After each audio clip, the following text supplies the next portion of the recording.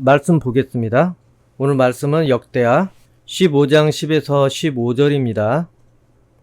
아사왕 제15년 셋째 달에 그들이 예루살렘에 모이고 그날에 노략하여 온 물건 중에서 소 700마리와 양 7,000마리로 여호와께 제사를 지내고 또 마음을 다하고 목숨을 다하여 조상들의 하나님 여호와를 찾기로 언약하고 이스라엘 하나님 여호와를 찾지 아니하는 자는 대소남녀를 막론하고 죽이는 것이 마땅하다 하고 무리가 큰 소리로 외치며 피리와 나팔을 불어 여호와께 맹세하매 온 유다가 이 맹세를 기뻐한지라. 무리가 마음을 다하여 맹세하고 뜻을 다하여 여호와를 찾았으므로 여호와께서도 그들을 만나 주시고 그들의 사방에 평안을 주셨더라. 아멘. 쉬운 성경으로 제가 다시 읽어드리겠습니다. 아사와 모든 백성은 예루살렘에 모였습니다. 그때는 아사가 왕으로 있은 지 15년째 되던 해의 셋째 달이었습니다.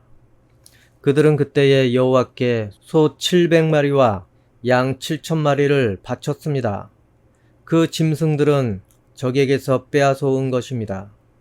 그런 다음에 그들은 언약을 맺었습니다. 그들은 마음을 다해 그들의 조상이 섬기던 여호와 하나님을 따르기로 약속했습니다. 누구든지 이스라엘의 하나님이신 여호와를 따르지 않는 사람은 죽이기로 했습니다. 그 사람이 귀한 사람이든지 귀하지 않은 사람이든지 남자든지 여자든지 가리지 않고 죽이기로 했습니다. 아사와 모든 백성은 여호와 앞에서 맹세를 했습니다. 그들은 큰 소리로 함성을 질렀습니다. 그리고 피리와 나팔을 불었습니다. 온 유다 백성은 그런 맹세를 한 것이 기뻤습니다. 그들은 마음을 다해서 맹세했습니다. 그들은 하나님을 구하여 찾았습니다. 그래서 여호와께서도 그들을 만나 주셨습니다. 아멘. 오늘 본문을 보면은 어떤 일이 발생이 된 것입니까? 유다의 많은 무리들이 여호와 하나님을 다시 찾게 된 상황입니다. 그리고 그들은 흥분을 해서 서로 맹세를 하고 결단을 내리게 되는 그런 상황이었습니다. 그들을 이렇게 감격과 흥분의 도가니로 몰아넣게 된 것은 여호와 하나님께서 그들에게 승리를 안겨주셨기 때문에 그렇습니다. 그리고 은혜를 주셨기 때문에 그렇습니다. 그들이 여호와 하나님을 열심히 섬김으로 인해서 하나님께서 그 승리로 응답해 주셨기 때문에 그들은 너무나 흥분을 했습니다. 그리고 그 승리 덕분에 얻은 그 전리품 때문에 또한 흥분을 하게 되었습니다. 너무나 감사하게 되었습니다. 싸움에서 승리하고 얻은 것들 하나님께 또한 제사로 올려드리고 그리고 그것에 대해서 함께 또한 나누게 되었습니다. 그래서 그들은 하나님께 그렇게 열광하고 감격했던 것입니다. 이렇게 전 국민을 흥분의 도가니로 몰아넣게 했던 그 당사자는 바로 왕이었습니다. 그때 왕은 아사라고 합니다. 당시 이스라엘 땅의 상황을 보면은 이스라엘이 반반 갈라진 상황이었습니다. 북쪽은 북이스라엘, 남쪽은 남유다. 이렇게 되기 시작했던 그런 때는 바로 이 아사왕 할아버지 때 그렇게 나라가 갈라지게 되었던 것입니다. 그 시절에 그렇게 되었습니다. 솔로몬이 죄를 지었기 때문에 이 아사왕의 고조 할아버지는 솔로몬입니다. 지혜의 왕 솔로몬. 그 솔로몬의 죄 때문에 그 아들의 시대부터 나라가 쪼개지게 된 것입니다. 그 솔로몬의 아들 르호보암이라고 합니다. 그 르호보암은 이 아사왕의 할아버지였습니다. 그 르호보암 때에 여로보암이라는 어떤 사람이 반역을 저질러서 나라가 두 조각이 나버렸습니다. 북이스라엘, 남유다 이렇게 나눠지게 된 것입니다. 그래서 반역을 저지른 이 여로보암은 북이스라엘을 다스리는 왕이 되어버렸습니다. 그러다가 그 할아버지 시대 그때 그렇게 갈라진 다음에 이집트가 쳐들어와서 남유다가 멸망할 뻔했습니다. 그런데 다행히 할아버지가 마음을 회개하고 돌리기는 해서 그 멸망은 면하게 되었습니다. 그런데 그 할아버지 시절에 멸망은 안 했지만은 이 한 번 떠난 마음이 하나님께 되돌아오지 않는 것입니다. 지역마다 우상이 성행하게 되었습니다. 그리고 그 영향으로 인해서 그 아사 왕의 아버지 아비야가 왕이 되었을 때도 마찬가지였습니다. 열왕기상 15장 2에서 3절을 보면은 이런 내용이 있습니다. 이 아사왕 아비야 이름이 여기에는 아비얌으로 이렇게 나오는데 한번 보겠습니다. 열왕기상 15장 2에서 3절. 아비얌은 예루살렘에서 3년 동안 다스렸습니다. 그의 어머니는 아비살롬의 딸 마아가였습니다. 마아가, 잘 기억하십시오. 아비암은 그의 아버지가 지은 모든 죄를 그대로 따라했습니다. 아비암은 그의 조상인 다윗과는 달리 그의 하나님 여호와께 충성하지 않았습니다. 역시 하나님 보시기에 그 아버지 르호보암이 지은 그 죄대로 그렇게 살았다는 것입니다. 하나님께서 보시기에 좋은 왕이 되지 못했습니다. 그런데 여러분, 아까 제가 잘 기억하라는 마아가, 아비살롬의 딸 마아가, 그거 잘 기억하라고 한 이유가 있습니다. 바로 그 아비야의 엄마 르호보암의 아내, 그 여자는 아세라 우상의 숭배자였기 때문에 그렇습니다. 엄마가 그러니 이 아사 왕의 아버지인 아비야는 어찌 되었겠습니까? 어떤 교육을 받으면서 성장했겠습니까? 우상 숭배에 꺼리낌이 없었습니다. 너그러웠습니다. 그리고 그 남편인 이 아사 왕의 할아버지인 그 르호보암도 우상에 대해선 어느 정도 너그럽지 않았겠습니까? 그런데 하나님께서 보시기에 그것을 정말로 좋게 보지 않았습니다. 그런데 오늘 이 아사 왕은 어떻습니까? 아사 왕은 하나님께서 보시기에 정말 좋은 왕이라고 했습니다. 그가 왕으로 즉위하자마자 죄악이 물들어 있던, 이 위기감이 없던 이 유다에 대해서 대대적인 개혁을 단행했습니다.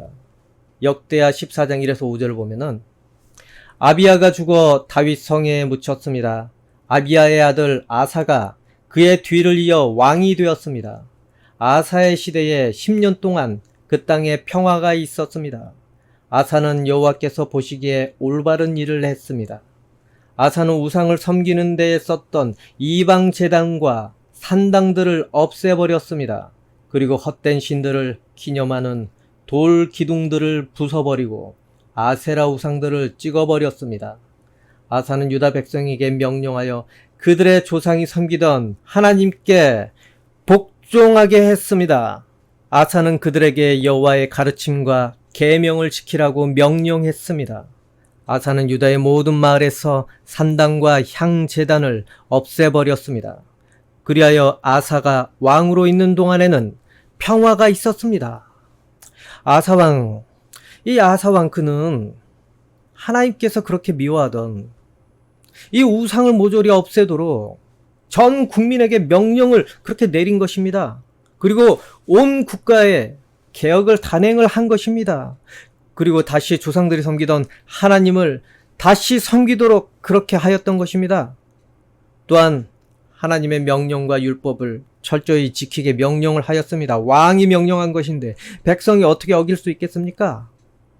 그리고 그가 또 한 일이 있었는데, 오늘 역대하에는 나오지 않지만 열왕기상에 나오는데 남자 창기를 다 없애버렸다는 것입니다. 남자 창기라는 것은 몸을 파는 남자를 말합니다. 대부분 남자 창기는 우상 종교들이 행하는 종교 관습에서 나온 것일 수도 있습니다. 성적으로 타락한 종교들이 많았기 때문에. 그런데 이 아사가 그런 것들까지 싹 없앴습니다. 그리고 그가 또 한 일이 있는데, 여러분 아까 마아가라는 그 여자 기억하라고 했는데 열왕기상 15장 13절을 보면은 그의 할머니 마아가는 더러운 아세라 우상을 만들어 가지고 있었는데 아사는 그것 때문에 마아가를 왕비의 자리에서 쫓아냈습니다. 그리고 그 우상을 부숴 기드온 골짜기에서 태웠습니다. 철저히 개혁을 했습니다. 사람들에게만 여호와께 복종하라고 한 것이 아니라 그렇게 강조해서 끝난 것이 아니라 자신의 혈육 또한 여호와께 지은 죄에 대해서 그렇게 단죄를 했던 것입니다. 자신의 할아버지와 아버지를 그렇게 죄짓게 하던 그 할머니, 죄의 그 고리를 아예 끊어버린 것입니다. 오늘 본문 밑에 16절에는 이 마아가를 아사왕의 어머니라고 그렇게 써 있습니다. 그런데 아까 열왕기상에는 할머니입니다. 할머니. 단지 어머니는 상징적인 면을 이 역대하는 말하고 있습니다. 아무튼 그가 이렇게 한 과감한 개혁 덕분에 그 결과 10년간 평화가 그렇게 찾아왔던 것입니다. 그러다가 때로는 누군가 쳐들어왔는데 쳐들어와도 뭐 어떻게 됩니까? 이 구스 사람 세라가 쳐들어왔다고 했습니다. 10년 뒤에 이 개혁 개정이 구스라고 하는데 오늘날의 아프리카 그 북부 지역 에티오피아라는 그 지역을 말합니다. 어찌되었든 이 구스의 이 세라라는 사람이 엄청나게 강한 군대로 이 아사 왕의 이 유다를 쳐들어온 것입니다. 그런데도 어떻게 됩니까? 하나님을 열심히 믿는 이 왕에게는 겁낼 것이 없었습니다. 아무리 강한 군대가 쳐들어왔음에도 물리쳐냈습니다. 그리고 결국 아사 왕 즉위 15년에 그 전쟁은 승리로 마무리된 것입니다.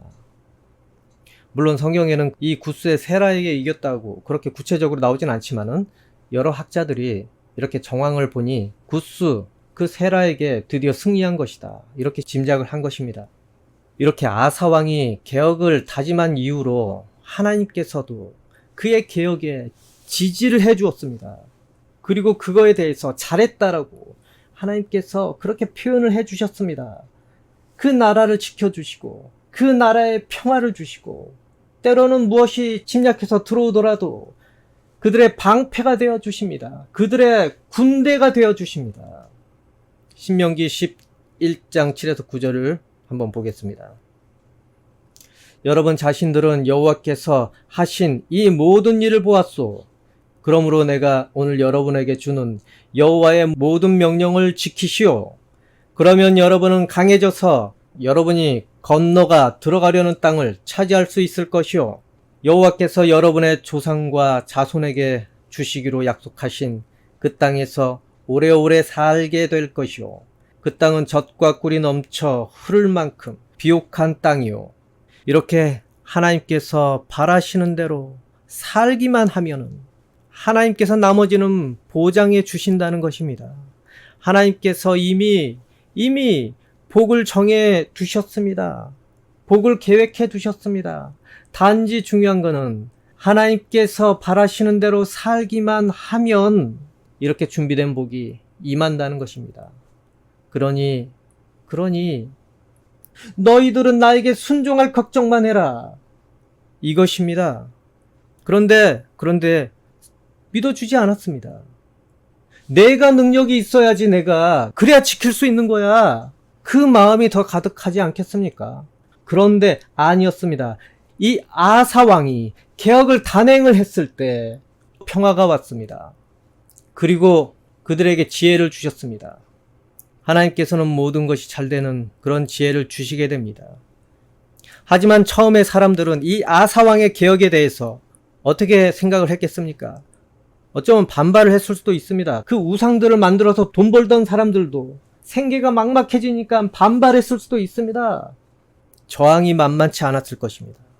그러나 이 아사 왕은 하나님께서 그것에 기뻐하시기 때문에 강하게 개혁을 단행을 했던 것입니다. 그리고 그거에 대해서 하나님께서는 이렇게 은혜로 응답을 하시게 된 것입니다. 그리고 그거에 대해서 경험을 한 이 백성들은 어찌 됩니까? 다들 앞다투어서 그 우상을 다 없애버리기 시작한 것입니다. 그리고 자신들이 섬기던 모든 것들을 과감하게 내어버렸습니다. 또한 자기들만 내어버린 것이 아니라 혹시라도 주변에 우상을 섬기는 이들이 있다면 과감하게 위아래 남녀 불문하고 모두 죽여야 한다고까지 그렇게 맹세를 하게 된 것입니다. 그리고 그 백성들의 민심에 부응해서 자기 할머니인 그 마아가 왕비까지 그렇게 단죄를 했던 것입니다. 그러니 그 왕의 모습을 본 백성들이 얼마나 더 열광을 했겠습니까? 그리고 이 하나님의 은혜와 복에 대해서 또한 감사를 하면서 자신들이 무엇을 하면 될까? 자기들이 스스로 찾아서 그렇게 결심을 하게 된 것입니다. 이전에 1993년 삼성이 위기를 만날 뻔한 적이 있었습니다. 그때 이건희 삼성 회장이 임직원들을 모아놓고 이런 말을 했다고 합니다. 마누라 자식 빼고 다 바꾸십시오 라고 말입니다. 그 당시 위기감이 없던 삼성의 조직에 이렇게 혁신적인 말을 했습니다. 다 뜯어 고치게 했습니다. 그렇지 않으면 앞으로 인류에서 전전하는 그런 기업이 될 거라고 그렇게 지적을 했습니다. 그리고 1995년에 이 회장은 이런 말을 했습니다. 아주 노발대발했다고 합니다. 돈 받고 불량품을 만들다니 고객이 두렵지도 않나? 이렇게 노발대발하면서 그 불량품을 모두 모아다가 아예 화형식을 하도록 지시를 했다고 합니다. 당시 불태운 기기가 시가로 500원어치가 된다고 합니다. 그 당시 회사 전체 이익의 5%를 한순간에 불태워버린 것입니다. 하지만 7년 뒤 2002년 이 삼성전자는 휴대폰 4,500만 대를 팔아서 3조 원의 수익을 올리게 되었습니다. 그때 1995년 그 과감성이 없었더라면 어떻게 이런 혁신적인 성과를 이뤄낼 수 있었겠습니까? 결국 그때 그 과감한 개혁이 이렇게 빛을 보게 만든 것입니다. 직원들 역시도 이 회장의 그런 의지에 결국 그것으로 인해서 직원들의 투지에 불을 지폈고 애니콜 신화로까지 그렇게 가게 된 것입니다. 그리고 지금은 어떻습니까? 그 정신으로 인해서 세계 핸드폰 점유율 1위 거기까지 달성을 했습니다. 여러분, 우리는 인생을 살면서 늘 지금보다야 낫지 않겠나? 물론 그래야 합니다. 그리고 지금보다 더 기쁜 날이 앞으로 오게 되지 않을까? 또 그렇게 기대를 합니다. 물론 그래야 합니다. 하지만 중요한 것은 저절로 되는 것은 없다는 것입니다. 뭔가 더 개선이 되어야 하고 변화되어야 하고 바뀌어야 그래야 그런 날은 올 확률이 높아진다는 것입니다. 뭔가 개선이 되어야지, 뭔가 바뀌어야지. 그래야 자기의 인생도 바뀌는 거 아니겠습니까? 그리고 뭔가 개선을 해야 바뀌는 거 아니겠습니까? 부대자료가 낡아서 점점 구멍이 커지고 있는데 보도주만 채워넣을 계획만 그렇게 세운다고 되겠습니까? 그 부대자료를 확인을 해봐야 됩니다.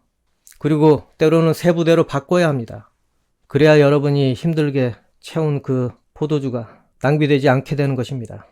여러분, 믿음에서도 마찬가지 아닙니까? 믿음에서도 마찬가지입니다. 은혜와 감동은 기대하지만은 은혜와 감동을 누가 주어다가 이렇게 주어집니까? 떠먹여주게 됩니까?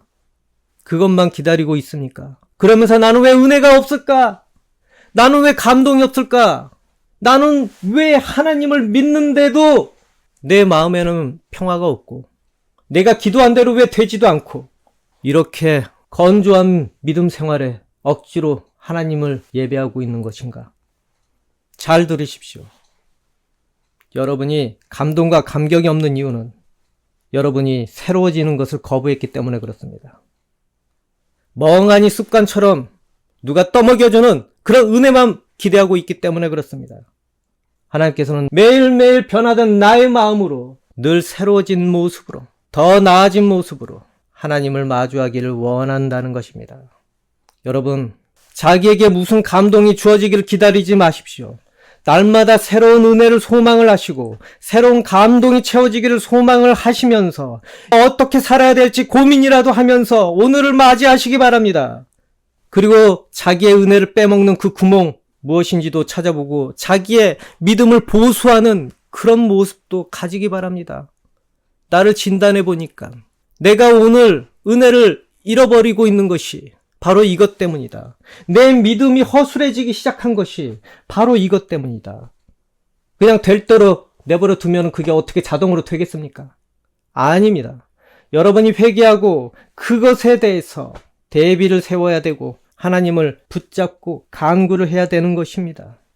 그렇게 은혜를 빼먹는 구멍을 꿰매가면서 믿음 생활을 해야지. 그래야 은혜가 쌓이고 그 은혜에 또 은혜가 쌓이고 그 믿음에 또 믿음이 쌓이게 되어서 여러분을 기쁨으로 인도하게 되는 것입니다. 그렇게 믿음을 방해하던 것을 날마다 발견하고 제거를 하시기 바랍니다. 그래서 여러분의 은혜의 샘이 더 이상 마르지 않게 해야 되는 것입니다. 더 이상 여러분의 믿음과 하나님께서 주실 복이 그렇게 더 이상 빠져나가지 않게 막아야 되는 것입니다. 여러분, 은혜는 저절로 채워지는 것이라고 생각을 하지 마시고 자기 인생 부대주머니를 늘 살펴보시기 바랍니다. 먼저 방치되어 있던 죄와 또 그 연결고리를 찾아내서 회개하고 돌이키시기 바랍니다. 무엇이 자꾸 자기를 죄로 이끌고 있었나 생각을 해보시기 바랍니다. 예수님을 온전히 믿지 못하게 하는 것을 자꾸 의심을 주고 예배를 방해하고 시험을 주고 나를 자꾸 유혹하게 만드는 것들, 여러분 마누라 자식 빼고 다 바꾸시기 바랍니다. 만약에 방치하면은 불량 믿음으로 믿어도 안 믿어지고 감흥도 없고 감동의 눈물도 점점 없어지고 그러나 위기감을 가지고 어디서부터 내가 잘못된 행실과 잘못된 마음가짐과 잘못된 습관을 가지게 되었는지 그거를 찾아나가면서 그동안에 여러분 옆에 딱 붙어있던 죄의 습관이 떠나가게 되고 그리고 곧 하나님께서 여러분에게 은혜를 주시기 시작하게 된다는 것입니다. 이 아사왕 보십시오. 10년 동안 평화롭게 전쟁도 없었습니다. 여러분 인생도 최소 10년은 하나님께서 보장을 해주십니다. 그렇게 채워진 은혜 덕분에 하나님 믿고 더 큰 계획까지 세워버리게 됩니다.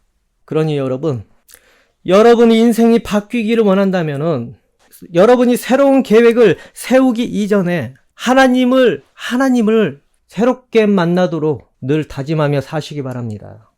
이 아사왕, 이스라엘이 살고 죽는 건 하나님에 의해 결정이 된다. 그것을 본 것입니다. 그래서 과감히 그렇게 개혁을 강행을 한 것입니다. 그랬더니 어찌 됩니까? 하나님께서 그에게 복을 주시기로 하셨습니다. 그리고 그 나라 백성까지 복을 주셨습니다. 그리고 또 오히려 적국이 쳐들어와도 자기들이 이겨서 그들의 귀한 것을 오히려 그것을 얻게 됩니다. 전리품으로 얻게 됩니다. 그러니 한마디로 얘기하면은 이 유다의 기부하러 쳐들어온 것입니다. 보기에는 전쟁하러 쳐들어온 것인데 와서 기부행위를 하고 가게 되어버린 것입니다. 이러니 유다 백성들이 어찌 하나님을 안 믿겠습니까? 그러니 이들은 두고 보니까 정말 하나님 말씀이 딱 맞아. 그래서 하나님께서 우리 조상들께 언약한 대로 지켜보자. 자신들도 이 왕의 개혁에 호응을 해준 것입니다. 그리고 자신들도 과감하게 행동을 보인 것입니다. 여러분, 주변을 한번 보시기 바랍니다. 혹시 친구 때문에 하나님께 지금 올바로 서지 못하는 것은 아닌가? 아니면은 애인 때문에 혹시라도 하나님께 멀어지고 있진 않나? 또는 좋아하는 것 때문에 혹시 그렇진 않나? 한번 생각을 해보십시오. 이것이 무슨 상관이 있겠나? 물론 그럴 수도 있습니다. 그런데 한번 생각을 해보십시오. 만약 정말로 그렇다면은 여러분에게 약속으로 주시기로 예비한 그 복이 어쩌면은 오지 않을 수도 있습니다. 어떻게 하나님께 순종하지 않고 똑바로 믿지 않는데 빈다고 복을 그냥 거저 주겠습니까? 복을 받을 자격이 있는 자에게 하나님께서는 그 약속대로 복을 주게 됩니다. 그 언약의 근거에서 그 말씀에 나온 대로 복을 주게 됩니다. 그리고 하나님께 복받을 그런 자격이 되어야 그 하나님께서 약속한 복이 유효하게 된다는 것입니다. 그것을 명심하시기 바랍니다. 여러분, 그러니 모두 바꾸시기 바랍니다. 어떻게 바꿔야 합니까? 친구를 바꾸던지 만나는 사람을 바꾸던지 아니면 친구가 하나님을 믿게 바꾸던지 또는 애인을 바꾸던지 이건 좀 심각한 것인데 그 애인을 바꾸지 못하겠다면 애인이 하나님을 믿게 바꾸던지 그런 의지를 하나님께 보여야 한다는 것입니다. 그리고 또 좋아하는 것은 어떻습니까? 좋아하는 것을 죄 짓는 것에서 하나님을 기쁘시게 하도록 바꾸던지 그렇게 하시기 바랍니다. 이처럼 여러분 좋아하는 거 있을 것입니다. 그림을 좋아하든지 아니면 뭘 좋아하든지, 물론 좋아하는 거 좋아하십시오. 하지만은 그 좋아하는 것으로 하나님을 기쁘시게 하는 것으로도 한번 활용을 해 보시라는 것입니다. 이렇게 하나님을 위해서 뼈를 깎을 각오를 그렇게 가지면서 대상을 바꾸든지 아니면 그 대상의 속성을 바꾸든지 그렇게 하셔야 된다는 것입니다. 그러니 여러분 인생도 이 아사왕의 기억만큼 한번 과감히 해보시기 바랍니다. 내 인생의 은혜가 점점 말라가고 있다면 그대로 방치하지 마십시오. 방치하지 마십시오. 언젠가는 은혜가 찾아오겠지. 언젠가는 감동이 찾아오겠지. 그런 아니란 생각을 버리시기 바랍니다. 마귀가 찾아옵니다. 시험이 찾아옵니다. 그러니 여러분, 이 아사왕이 했던 것처럼 자기의 과거를 답습하지 마시고 그렇게 과감히 문제가 있다면 개혁을 하시기 바랍니다. 그러면 어찌 됩니까? 생각도 못한 평화가 찾아오게 됩니다. 그리고 더욱 강해진 나를 발견하게 되는 그런 상황이 찾아오게 될 것입니다. 그리고 좀 더 살만한 인생이 되게 하실 것입니다. 그리고 그 마음의 은혜가 여러 가지 모든 어려움과 문제들에서 감당하게 만들 것입니다. 남들은 그것 때문에 지쳐 쓰러질지라도 나는 그것 때문에 오히려 더 성공하는 기회가 될 수도 있습니다. 다른 사람은 적군으로 인하여 망하겠지만은 나는 적군이 와서 나에게 기부해주고 가는 상황으로 변화될 수도 있다는 것입니다. 여러분, 문제가 기회가 되는 것 하나님께서는 정말 쉽습니다. 저 많이 경험했습니다. 저희에게 찾아온 이 문제가 나를 더 개선하게 만들었습니다. 나를 더 깨닫게 만들어서 오히려 나를 단단하게 만들었습니다. 여러분도 마찬가지입니다. 나쁜 것이 나쁜 것으로 끝나지 않을 수도 있다는 것입니다. 오히려 이것 때문에 더 살만한 인생이 되는 날로 변화될 수 있다는 것입니다. 여러분, 부디 하나님께 여러분의 삶의 개혁의 의지를 보여주시기 바랍니다. 그래서 처음 믿었던 은혜보다 더 많은 은혜로 여러분이 살아가기 원합니다. 또한 자기가 지금 어디에 있는지 생각을 해보십시오. 내가 이전에 믿었던 믿음의 자리에서 그 지점에서 너무 멀리 지금 떨어져 나온 것은 아닌가. 뒤돌아보니 하나님이 너무 멀리 있어. 그러니 음성이 느껴지지 않고 마음이 느껴지지 않고 하나님의 온기가 느껴지지 않고 나만 홀로 떨어져 있는 것 같은 외로움을 느끼고, 그러면 어디에 의지합니까? 주변의 유혹들에 취약할 수밖에 없고 친구의 말에 귀가 기울어지고 거기에 내 영혼을 맡기고 거기에 더 의지가 되고 그렇지 않겠습니까? 그런데 중요한 거는 사람은 온전하지 않습니다. 여러분의 힘든 것을 어찌 다 이해해 줄 수 있겠습니까? 하나님께 가시기 바랍니다. 그래서 이전보다 더 큰 기쁨과 감격으로 하나님을 대하시기 원합니다. 그렇게 멀리 갔다가 돌아온 여러분에게 하나님께서는 분명히 큰 기쁨으로 여러분을 맞아주실 것입니다. 그래서 하나님께서 지금까지 여러분에게 채우지 못했던 것 모두를 한꺼번에 채워서 잘 왔다고 그렇게 위로해 주실 것입니다. 그리고 하나님께서 여러분 과감히 주변을 정리하기 시작을 할 때 하나님께서도 참여하셔서 같이 정리를 해 주실 것입니다. 그리고 그렇게 하나님께로 가기로 정한 날부터 여러분이 죄의 도구로 삼던 모든 것 하나님께서 손수 같이 닦아주시고 바꿔주실 것입니다. 새로운 것으로 바꿔주실 것입니다. 더 튼튼한 것으로 바꿔주실 것입니다. 거기에는 하나님의 각인이 되어 있을 것입니다. 네 것, from 하나님. 그 이후로 하나님을 기억하며 모든 하는 일마다 하나님께 감사로 하게 될 것입니다. 그러면 어찌 됩니까? 여러분의 인생은 은혜의 홍수가 나서 절대로 은혜가 마르지 않게 되는 그런 인생으로 살게 되지 않겠습니까? 부디 하나님께서 새로운 것으로 여러분의 인생에 은혜의 홍수가 나고 여러분 하는 일들마다 풍성해지기를 소망을 합니다. 그리고 되돌아오기로 작정한 여러분에게 하나님께서 10년 아니 평생 동안 여러분에게 평안과 평화가 보장되기를 주 예수 그리스도 이름으로 여러분을 축복합니다. 기도하겠습니다. 하나님 아버지, 우리가 세상에 눈이 멀어서 세상에서 내가 어떻게 살지, 누구를 이용해 먹을지, 아니면 누가 나에게 도움이 될지 우리가 그것만 고민하다가 때로는 하나님의 돌보심과 하나님의 능력을 가볍게 생각하고 사는 경우가 많이 있던 것 같습니다. 하나님을 잘 모르는 우리를 용서하여 주시옵소서. 하나님께서 나에게 진정으로 무엇을 바라고 계시는지 깨닫고 과감히 자기의 인생에 죄된 것들을 정리할 수 있게 도와주시옵소서. 하나님과 우리 사이를 갈라놓았던 그런 것들 우리가 몰아내고 또 내가 좋아하는 것들 변화시켜서 하나님께 인정받을 수 있는 좋아하는 것으로 그렇게 되기를 원합니다. 그리고 주변 사람 모두 하나님께 은혜가 되는 존재로 변화될 수 있도록 늘 기도하고 간구하고 하나님께서 바라시는 대로 그렇게 주변 사람들에게도 은혜가 되는 그런 우리 인생이 되기를 원합니다. 아버지, 인생을 하나님 보시기에 합당한 모습으로 개혁을 할 수 있도록 의지를 주시고 힘을 주시기 원합니다. 그래서 하나님과 함께 기뻐하고 하나님과 함께 평안을 누리고 하나님과 함께 소망을 꿈꾸는 그런 인생이 되기를 소망합니다. 아버지, 예배하는 모든 사람들에게 인생을 아버지와 함께 아버지가 바라시는 대로 그렇게 개혁할 수 있도록 마음을 주시고 능력을 주시기 바랍니다.